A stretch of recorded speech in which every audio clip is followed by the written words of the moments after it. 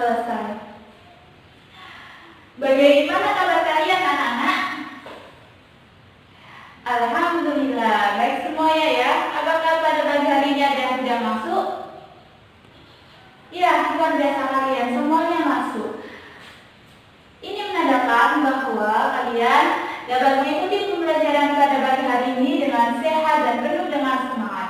Anak, kita akan belajar terkait bab yang sangat penting. Sebelum itu, apakah kalian melihat sampah di sekeliling kalian? Ya, mohon untuk diambil dan dibuang ke tempat sampah. Ayo silakan.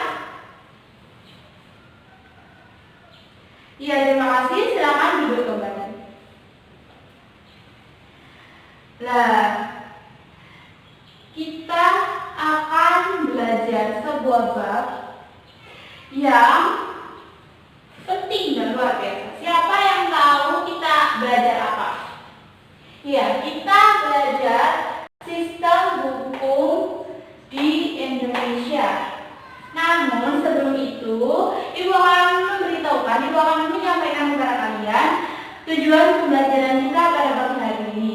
Yang pertama yaitu peserta didik dapat menjelaskan makna dan karakteristik hukum. Yang kedua yaitu peserta didik dapat mendeskripsikan sistem hukum di Indonesia.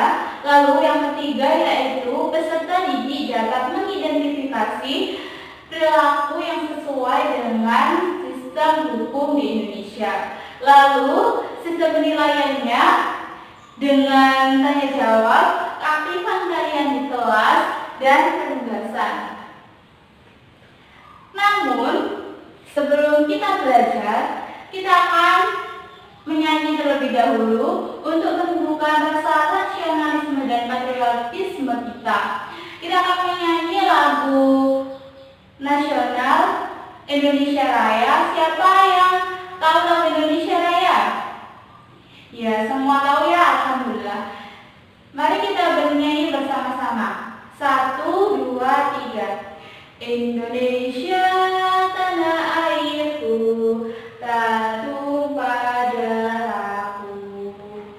Di sanalah aku berdiri, cari pandu ibuku. Indonesia kebangsaanku, bangsa dan tanah airku. Marilah kita berseru, Indonesia bersatu. Baik, terima kasih untuk semuanya dan mari kita tepuk tangan untuk diri kita sendiri.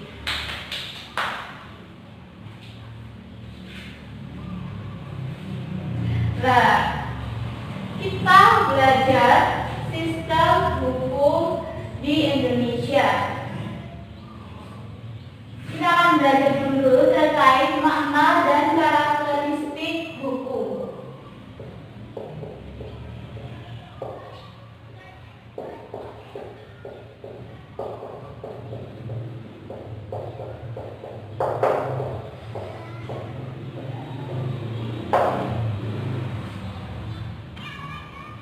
Siapa yang tahu apa itu hukum? Ya, aturan melibatkan banyak orang,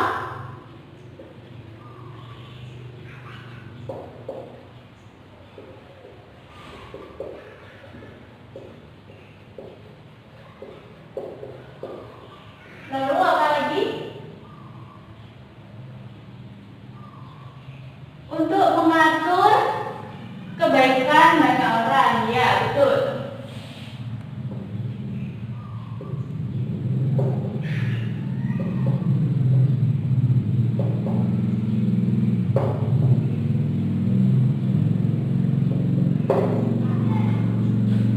Nah, apakah kalian tahu apa itu aturan? Iya, aturan itu kumpulan perintah. Iya.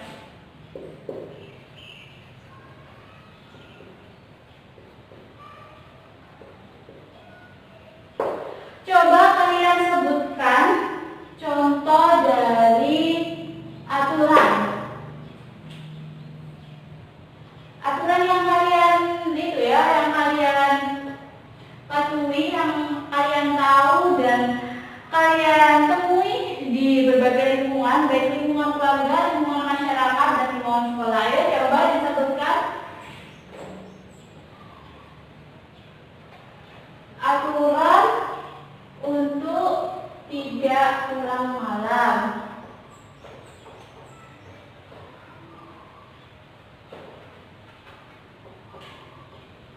Lalu, ayo silakan berpendapat. Ya, kamu aturan memakai kaos kaki putih di hari Senin, ya betul.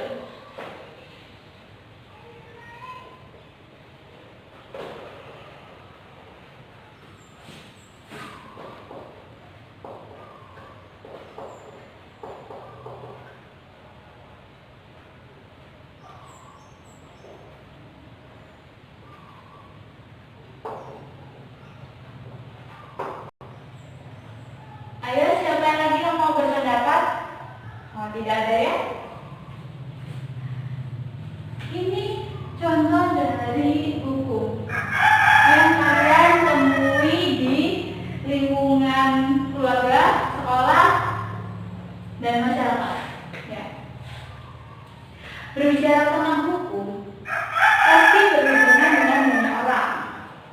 Sejak manusia lahir hingga manusia dewasa, pasti ada hukum yang harus ditaati. Contohnya ya, manusia dalam lingkungan keluarga seperti yang disebutkan oleh Rizky tadi, yaitu aturan untuk tidak pulang malam. Nah, aturan ini itu kan berasal dari keluarga. Sejak lahir sudah ada dan ditaati oleh semua orang. Nah, setelah manusia ini lahir dan hidup di keluarga, kan tidak selamanya ya manusia itu hidup bergaul dengan keluarganya saja. Pastinya manusia juga bergaul dengan lingkungan luar, seperti lingkungan sekolah dan masyarakat. Dan di lingkungan sekolah dan masyarakat itu juga ada aturan yang mengatur. Contohnya yaitu yang telah disebutkan oleh Nisa tadi, yaitu aturan pakai kaos kaki putih pada hari Senin kalau di sekolah. Ini tuh menandakan bahwa di setiap kehidupan manusia pasti ada hukum yang mengatur. Tidak terkecuali baik laki-laki maupun perempuan, dari usia anak-anak hingga usia dewasa bahkan kakek nenek, pasti ada hukum yang harus ditaati. Nah, menurut salah satu tokoh yaitu Aristoteles menyatakan bahwa hukum ini banyak sekali versinya, banyak sekali pengertiannya, karena memang hukum ini ada di semua lingkup hidup manusia.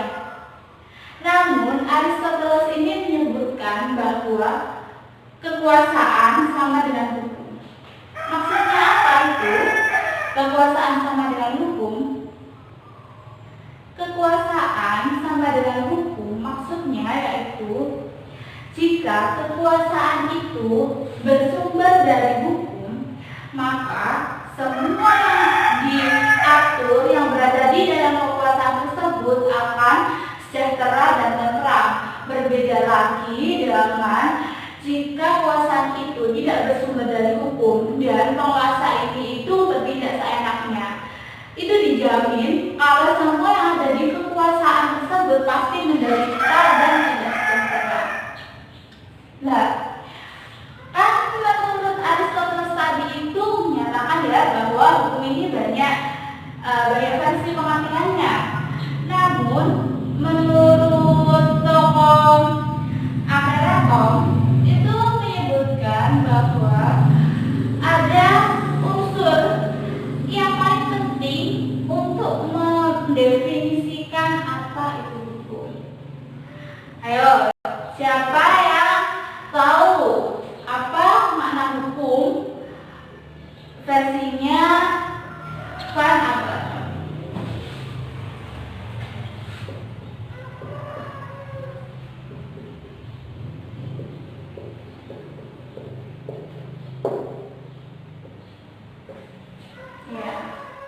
Apa?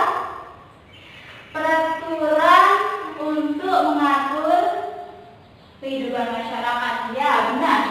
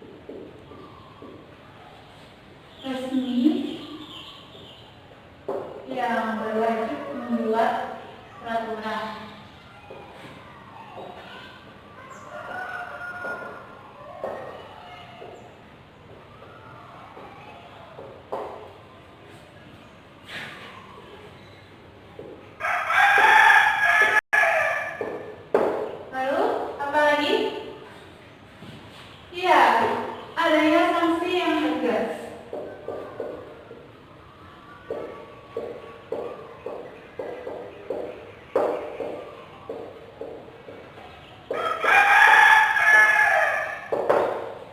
Jadi, kan versi pengertiannya hukum itu banyak sekali ya.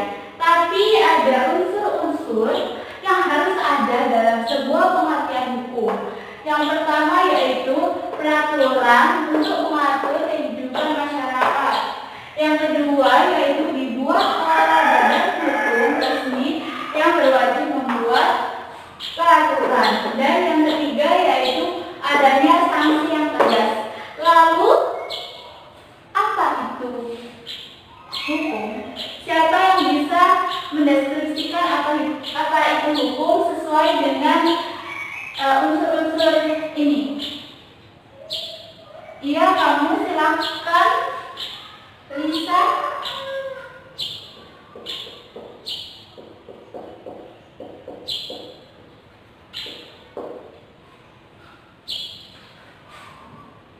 Hukum adalah ya kumpulan peraturan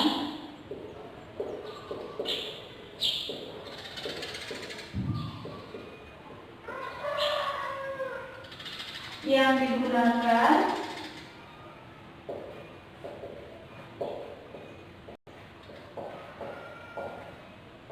untuk mengatur kehidupan masyarakat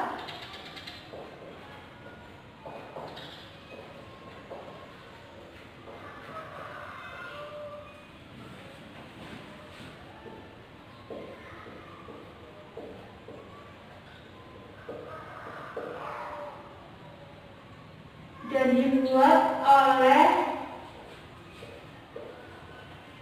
badan hukum resmi yang berwajib membuat peraturan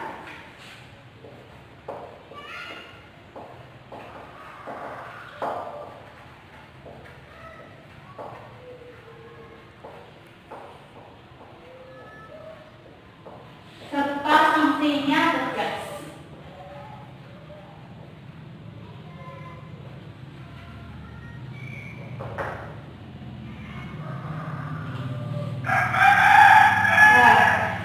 Ini adalah pengertian dari hukum. Ayo dibaca, Romi, silakan. Hukum adalah kumpulan peraturan yang digunakan untuk mengatur kehidupan masyarakat dan dibuat oleh badan hukum yang resmi serta berwajib membuat peraturan tersebut dan mempunyai sanksi yang tegas bagi yang melanggar. Nah, hukum ini tuh punya karakteristik, yaitu adanya perintah dan larangan.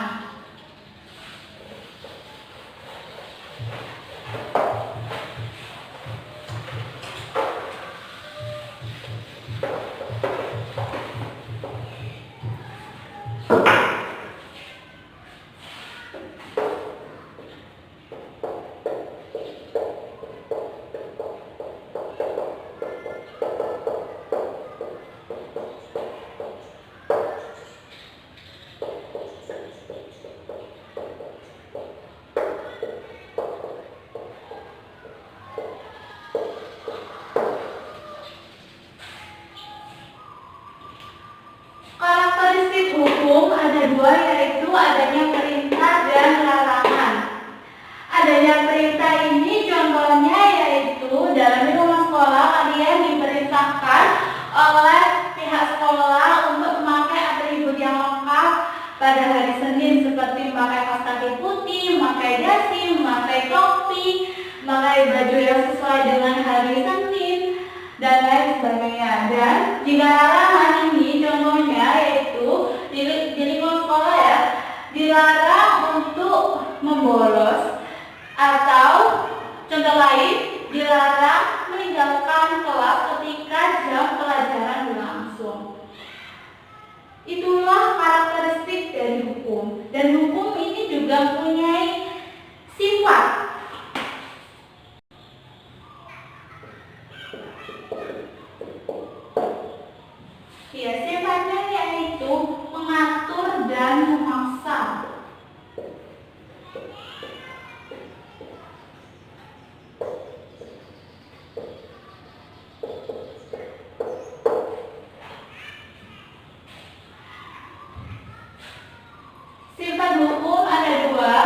yaitu mengatur dan memaksa. Mengatur kita simpulkan dengan contoh terkait itu ya, peserta didik memakai atribut sesuai dengan hari yang ditentukan, yaitu tadi kita membahas tentang hari Senin ya. Di situ juga tergambar sifat hukum, yaitu mengatur. Dengan adanya aturan untuk memakai atribut sesuai dengan jadwal pada pagi hari Senin, peserta didik itu diatur oleh pihak sekolah agar disiplin sesuai dengan tata tertib, dan manfaatnya itu juga baik untuk peserta didik. Dan di contoh tersebut juga tergambar sifat hukum yang kedua, yaitu memaksa. Kenapa? Karena jika ada peserta didik yang tidak memakai atribut pada hari Senin tersebut dengan lengkap, adanya hukuman yang menanti.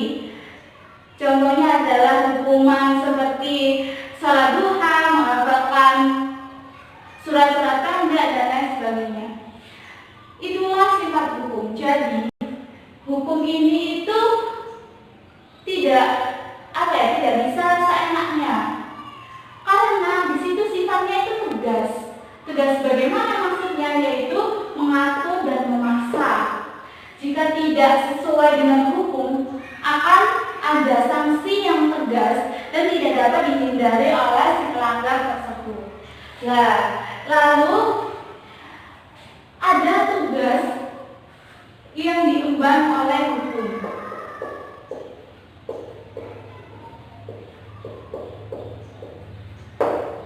Yang pertama yaitu menjamin kepastian hukum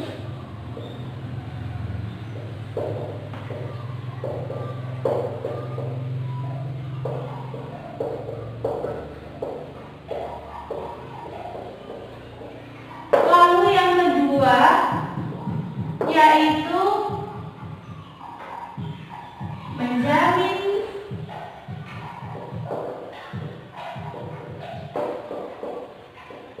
ketertiban, keamanan,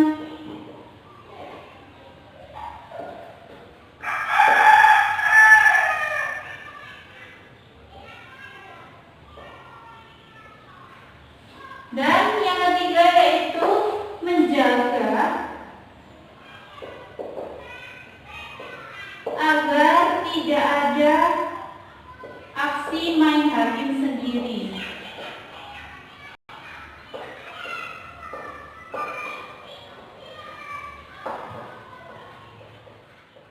Kita akan melanjutkan pada poin selanjutnya, yaitu terkait sistem hukum di Indonesia, dan kita akan masuk pada tujuan hukum. Tujuan hukum.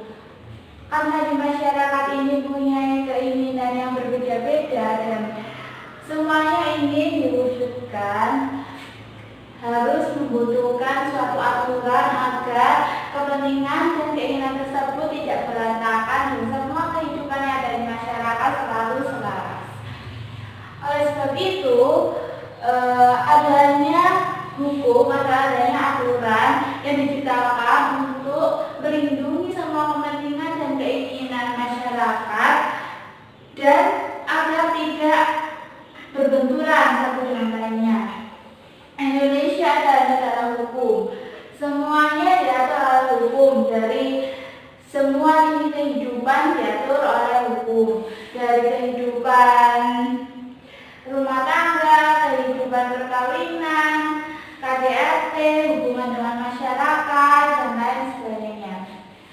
Lalu siapa yang bisa menyimpulkan tujuan dari hukum? Ya, tujuan dari hukum yaitu menciptakan keadilan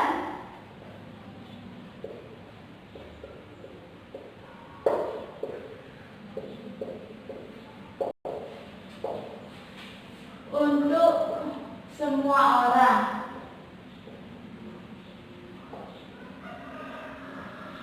Yang sinkron dengan sifat hukum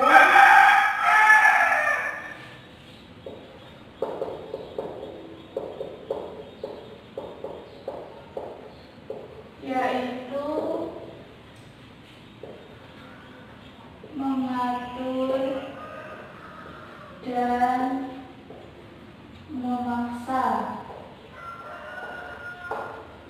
Tadi kan telah disebutkan ya bahwa di masyarakat itu mempunyai keinginan dan kepentingan yang berbeda-beda. Oleh sebab itu dibentuknya hukum untuk melindungi semua keinginan dan kepentingan masyarakat agar bisa direalisasikan tanpa harus berbenturan dengan yang lainnya. Dan oleh sebab itu hukum ini menciptakan keadilan. Kenapa kok menciptakan keadilan? Karena semua kepentingan dan keinginan yang ada di masyarakat itu ditampung, lalu diciptakan sebuah aturan agar semua kepentingan yang ada di masyarakat ini bisa terrealisasikan tanpa harus cenderung lebih ke satu orang daripada orang yang lainnya. Dan menciptakan keadilan untuk semua orang ya, tidak terkecuali, baik orang yang kaya, orang yang miskin, itu semuanya sama, harus adil. Harus adil yang sinkron dengan sifat hukum, yaitu mengatur dan memaksa. Kenapa kok harus disinkronkan dengan sifat hukum, yaitu mengatur dan memaksa? Karena untuk menciptakan suatu keadilan harus ada yang mengatur dan memaksa. Karena kalau tidak dipaksa, masyarakat ini tidak mau untuk menjalankan hukum agar semua keinginan itu bisa realisasikan. Bagaimana caranya masyarakat ini mau untuk menaati hukum?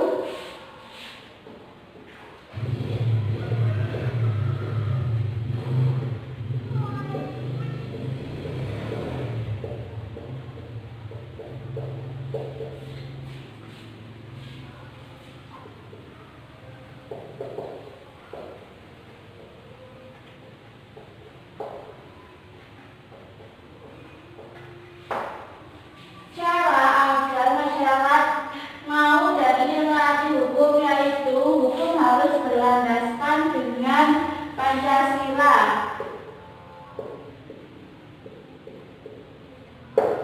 Karena kalau hukum sudah didasarkan pada Pancasila, maka semua akan adil, semua akan rata, dan semua akan dipikirkan. Sebab itu tidak ada yang merasa lebih atau ada yang merasa kurang. Lalu kita akan masuk pada sumber hukum.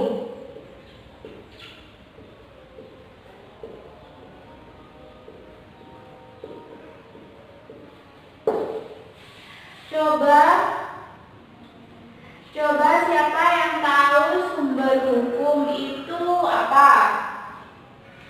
Iya, sumber hukum itu ada dua. Yang pertama yaitu material, dan yang kedua yaitu formil. Sumber hukum material maksudnya yaitu aturan yang ditulis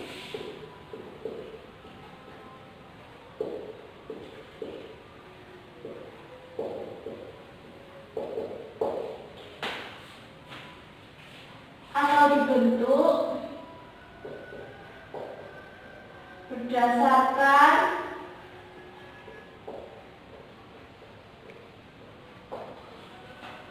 apa yang dilihat di masyarakat, yaitu sumber hukum formil. Sumber hukum formil yaitu tempat di mana mengambil hukum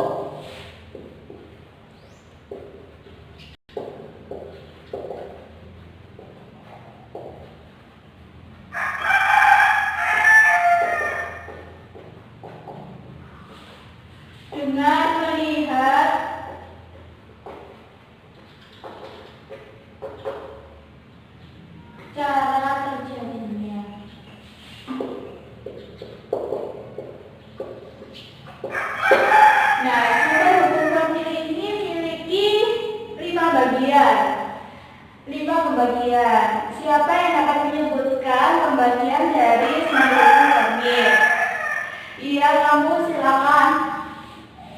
Oke, yang pertama yaitu undang-undang.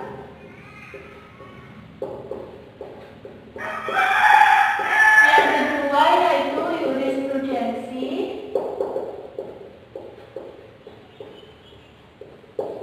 Yang ketiga traktat. Yang keempat yaitu kebiasaan. Dan yang kelima yaitu doktrin. Lalu, apakah itu undang-undang? Undang-undang adalah peraturan yang tertulis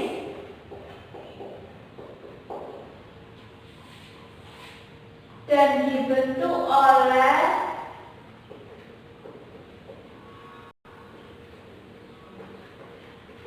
lembaga negara.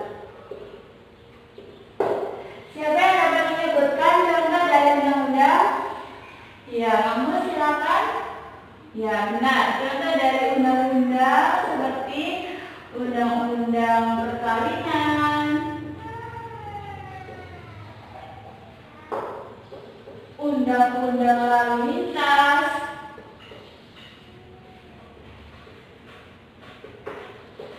dan undang-undang terkait HAM. Ya, betul. Bagian dari sumber hukum formil yang kedua yaitu jurisprudensi. Jurisprudensi adalah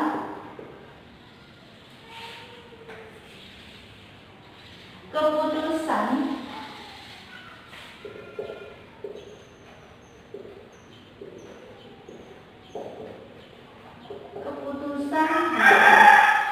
jurisprudensi ini keputusan hakim ya.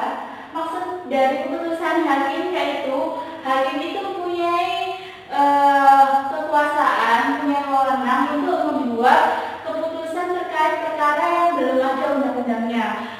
Kita tidak memungkiri bahwa terdapat beberapa perkara yang belum ada undang-undang yang mengaturnya. Oleh sebab itu, hakim punya wewenang, punya hak untuk memutuskan hal tersebut berdasarkan dengan pengetahuan dan pengalamannya. Lalu yang ketiga yaitu traktat. Traktat itu apa sih? Traktat adalah perjanjian antar negara.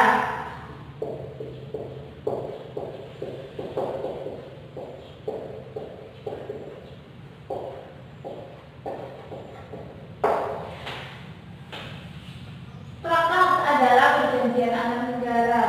Contohnya yaitu perjanjian antara Indonesia dan Cina. Indonesia dan Cina mempunyai perjanjian untuk kerjasama terkait bidang-bidang ekonomi ya. Itu dapat dijadikan hukum terkait aktivitas dan perilaku yang terkait dengan perjanjian antar negara tersebut. Perjanjian antar negara tersebut bisa dilakukan oleh negara seperti yang saya sebutkan tadi ini, yaitu antara Indonesia dengan Cina itu termasuk dalam perjanjian bilateral. Lalu ada juga perjanjian multilateral yang terdiri dari beberapa negara seperti organisasi ASEAN ya. Organisasi ASEAN adalah organisasi yang terdiri dari beberapa negara yang membentuk suatu perjanjian terkait beberapa bidang, salah satunya yaitu ekonomi. Oke, yang ketiga yaitu kebiasaan. Siapa yang bisa mendeskripsikan pengertian dari kebiasaan? Iya, kamu silakan.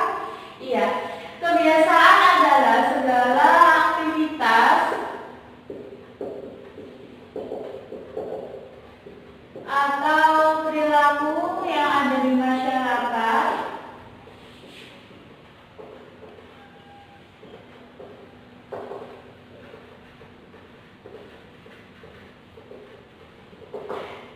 dan berbentuk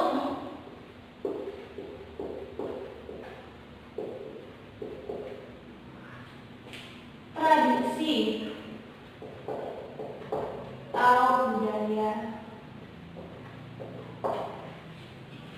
Kebiasaan ini juga kalian lakukan ya. Contohnya saja itu kebiasaan yang dijadikan hukum, yaitu kebiasaan terkait adanya kecelakaan di Papua. Kebiasaan yang ada di Papua mengenai kecelakaan apabila ada orang yang menabrak akan diminta pertanggungjawabannya berupa ganti rugi dengan kerbau atau babi, dan itu adalah hukum yang ada di Papua. Dan kebiasaan yang menjadikan sumber hukum di setiap daerah itu berbeda-beda. Antara daerah satu dengan daerah lainnya itu berbeda karena memang kulturnya juga berbeda-beda. Lalu yang kelima yaitu doktrin. Doktrin adalah pendapat para ahli hukum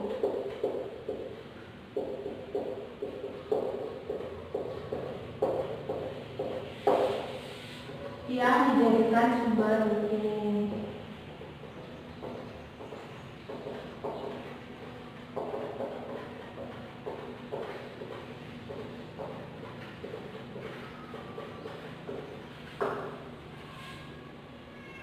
Nah, para ahli hukum ini juga punya peran dalam sumber hukum, yaitu apabila ada undang-undang, apabila ada jurisprudensi teratur kebiasaan yang belum mengatur suatu perkara, maka dibutuhkan ahli hukum untuk memutuskan perkara tersebut. Kita melanjutkan pada poin selanjutnya, yaitu penggolongan hukum.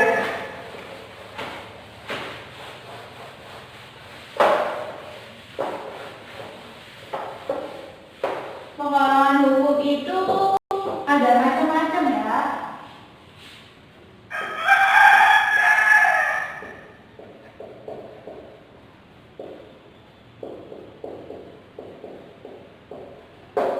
Ayo coba sebutkan satu penggolongan hukum yang kalian ketahui. Ya, kamu silakan. Oke, penggolongan hukum yang pertama yaitu berdasarkan tempat berlakunya.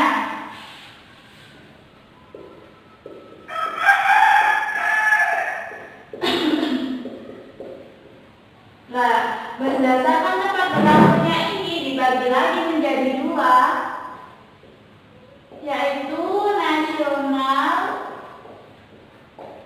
dan internasional.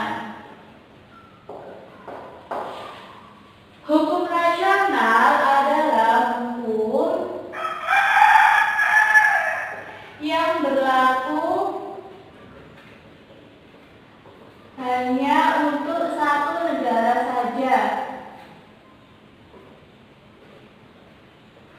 Sedangkan hukum internasional yaitu hukum yang berlaku untuk semua negara.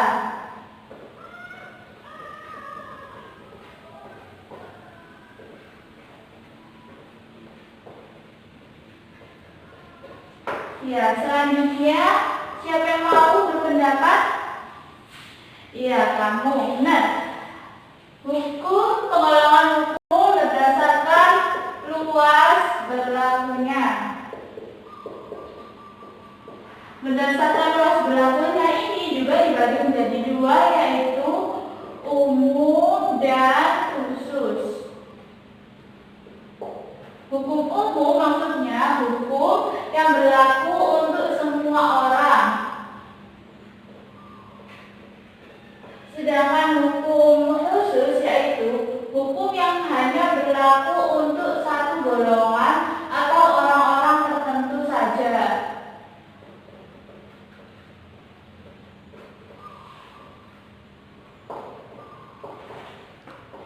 Nah, ayo selanjutnya siapa yang mau berpendapat?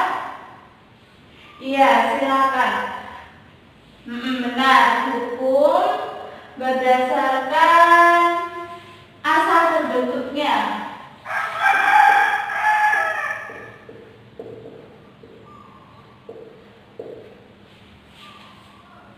Ini juga dibagi menjadi dua ya, tertulis dan tidak tertulis.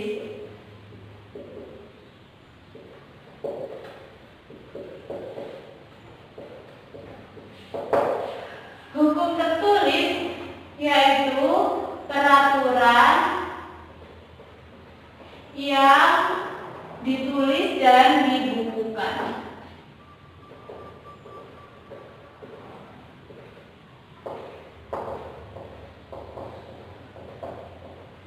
Contohnya yaitu Undang-Undang Dasar Negara Republik Indonesia tahun 1945. Sedangkan hukum yang tidak tertulis yaitu peraturan yang dipercayai oleh masyarakat. Jadi masyarakat itu tanpa hukum ini ditulis, masyarakat itu sudah sangat percaya. Jadi tidak perlu lagi ditulis dan hukum yang tidak tertulis ini diamini oleh semua orang. Jadi semua orang itu setuju. Contoh dari hukum yang tidak tertulis yaitu tradisi yang ada di masyarakat. Seperti yang saya sebutkan tadinya yaitu contoh terkait hukum kecelakaan di Papua yang pelakunya diminta pertanggung jawabannya dengan dimintai beberapa ekor ternak yang jumlahnya cukup banyak. Lalu selanjutnya siapa yang mau berpendapat penggolongan hukum? Iya, kamu silakan. Menurut waktu berlakunya.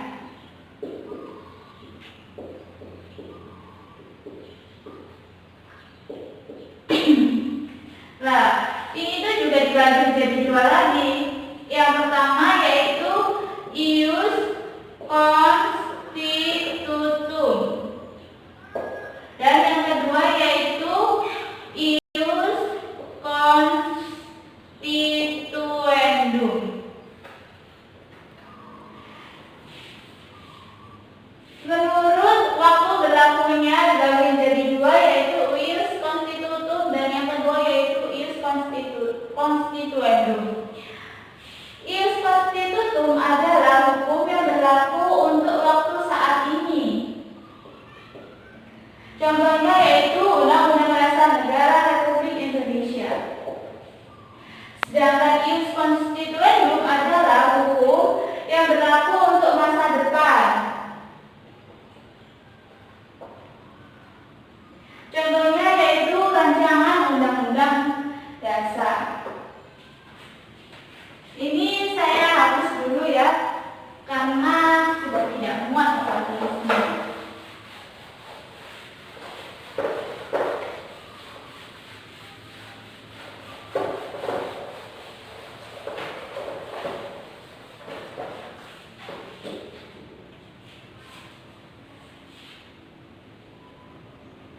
Lalu siapa yang mau berpendapat penggolongan hukum selanjutnya? Ya, benar. Menurut sifatnya dibagi menjadi dua lagi yaitu mengatur dan memaksa.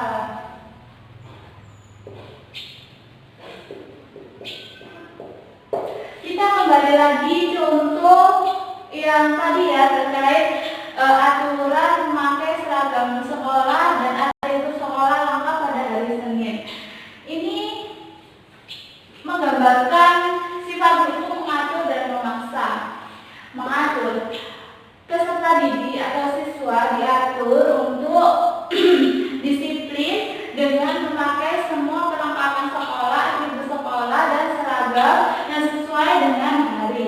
Lalu contoh tersebut juga menggambarkan sifat hukum memaksa, yaitu peserta didik dipaksa untuk memakai atribut dan seragam sekolah sesuai dengan aturan dan tata tertib yang berlaku di sekolah tersebut. Dan jika melanggar akan ada sanksi yang akan ditanggung oleh si pelanggar tersebut. Akan masuk pada bab selanjutnya yaitu perilaku yang sesuai dengan sistem hukum di Indonesia.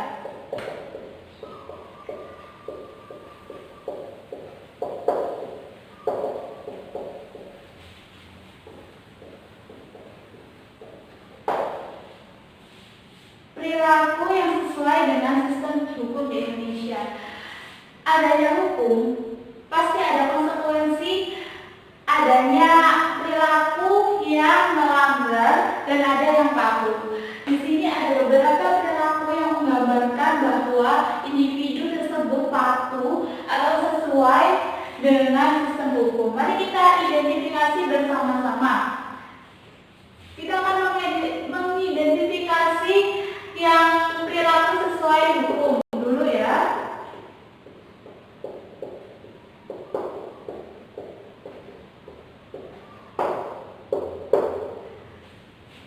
Siapa yang mau berpendapat? Ayo silakan.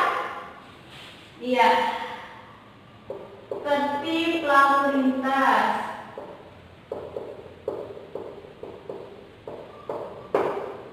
Selanjutnya, ayo apa selanjutnya? Perilaku yang sesuai dengan hukum. Ya, taat membayar pajak.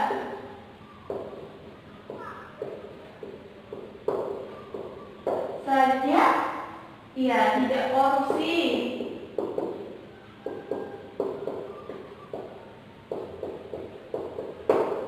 Selanjutnya, ya siapa yang mau berpendapat? Iya, kamu silakan. Iya, benar. Tidak mencuri. Ya, kamu silakan. Ya, yang sudah angkat tangan tadi. Tidak merampok.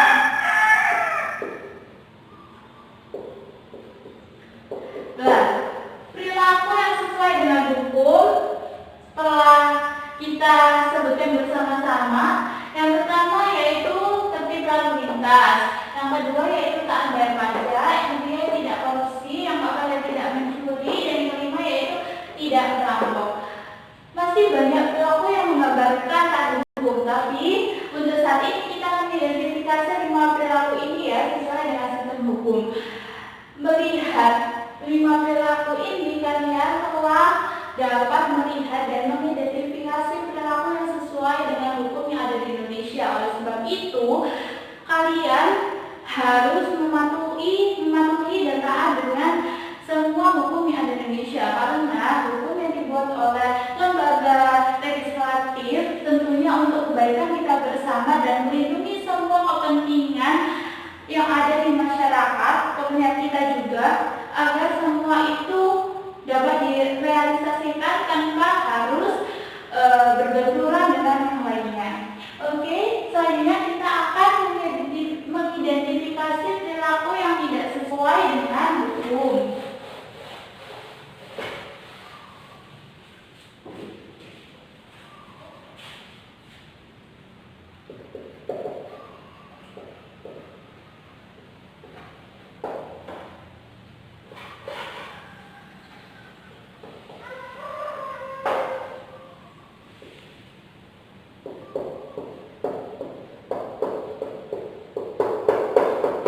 Ayo, siapa yang mau berpendapat?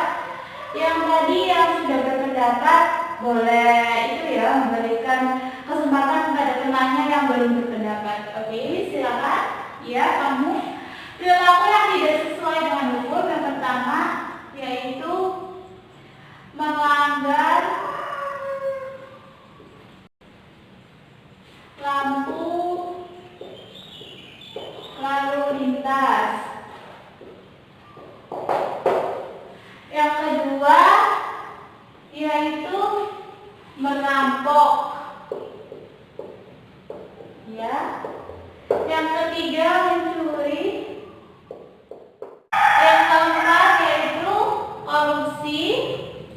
Dan yang kelima, ya silakan berpendapat. Ayo apa? Perilaku yang tidak sesuai dengan hukum. Ya, benar. Tidak memakai helm ketika berkendara.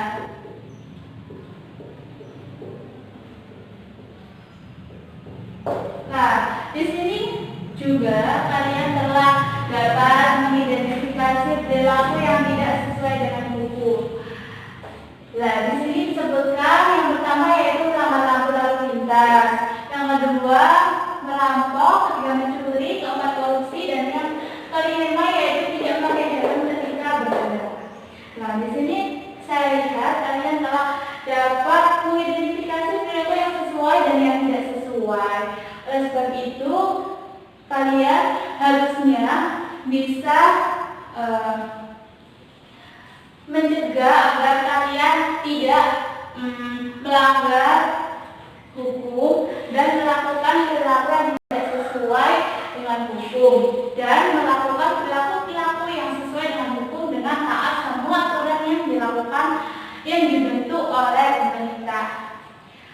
Oke, kita telah belajar sistem makna dan hukum serta karakteristiknya, dan yang kedua yaitu sistem hukum yang ada di Indonesia, dan yang ketiga yaitu perilaku yang sesuai dan yang tidak sesuai dengan sistem hukum. Lalu di sini siapa yang dapat menyimpulkan apa saja yang telah kita pelajari pada pagi hari ini? Iya, silakan Lisa. Kesimpulan.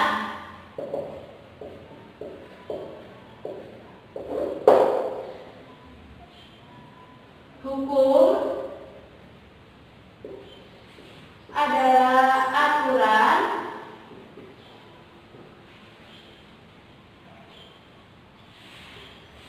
yang dibentuk oleh badan hukum resmi yang berwajib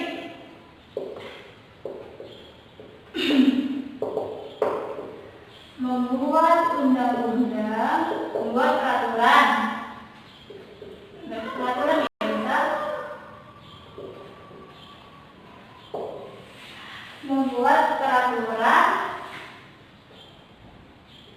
agar tercipta keadilan dan keamanan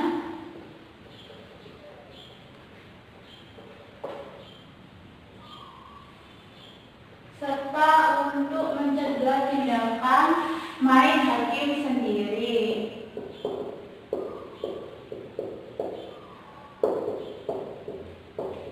Terdapat beberapa penggolongan hukum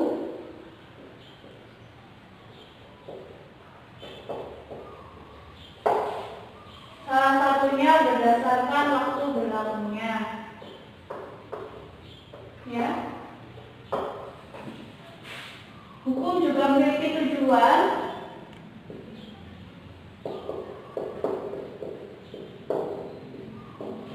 yaitu menciptakan keadilan.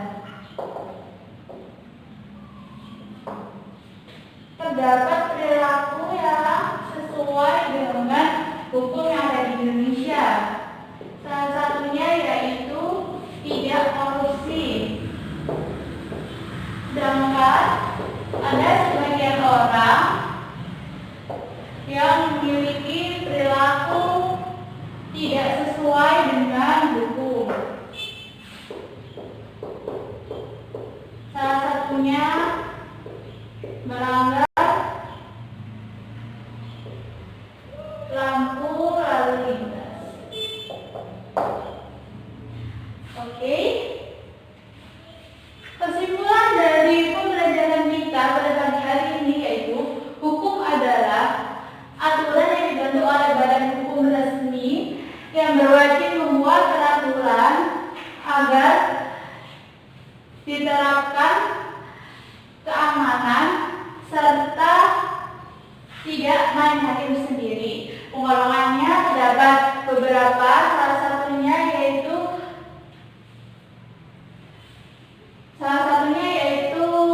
waktu berlakunya, memiliki tujuan yaitu keadilan serta ada perilaku yang sesuai dengan hukum. Salah satunya yaitu tidak korupsi, dan ada sebagian orang yang berperilaku berlaku tidak sesuai hukum. Salah satunya yaitu melanggar lampu lalu lintas. Oke, hingga saat ini apakah ada yang ditanyakan? Ya, tidak ada ya. Berarti kalian semuanya paham. Mari kita berucap bersama-sama. Alhamdulillah. Oke, untuk minggu depan Ibu memberikan tugas terkait pembelajaran kita pada pagi hari ini. Yang pertama yaitu membuat clipping terkait perilaku yang sesuai dan yang tidak sesuai dengan hukum yang ada di Indonesia.